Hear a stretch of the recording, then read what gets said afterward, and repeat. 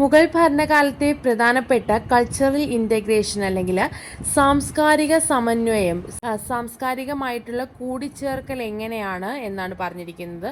ആദ്യത്തേതിൽ മഹാഭാരതം എന്താണ്, മഹാഭാരതയുടെ cover page അല്ലെങ്കിൽ ഫ്രണ്ട് കവർ നമ്മൾ പേർഷ്യനിലേക്ക് ട്രാൻസ്ലേറ്റ് ചെയ്തിരിക്കുന്നത് ഇത്തരത്തിലുള്ള കൾച്ചറൽ ഇൻ്റഗ്രേഷൻ അല്ലെങ്കിൽ സാംസ്കാരിക സമന്വയത്തിന് ഉദാഹരണമാണ്. Taj Mahal, Agra fort, red fort ഇതെല്ലാം എന്ന് പറയുന്നത് ഇന്ത്യൻ ആർക്കിടെക്ചറൽ സ്റ്റൈലും നമ്മുടെ പേർഷ്യൻ സ്റ്റൈലും കൂടിയുള്ള ഒരു ഫ്യൂഷൻ വഴിയാണ് ഈ ഒരു Taj Mahal, Agra fort, red fort ഇതെല്ലാം ഉണ്ടാക്കിയിരിക്കുന്നത്. അപ്പം ഞാൻ വായിക്കാം. The Taj Mahal, Agra fort and red fort are examples of the fusion of Indian architectural style with the Persian style brought here by the Mughals.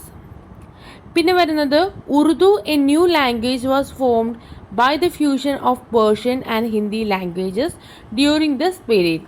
അപ്പം ഉറുദു എന്ന് പറയുന്ന ഒരു പുതിയൊരു ഭാഷ രൂപീകരിക്കുന്നത് എങ്ങനെയാണ്?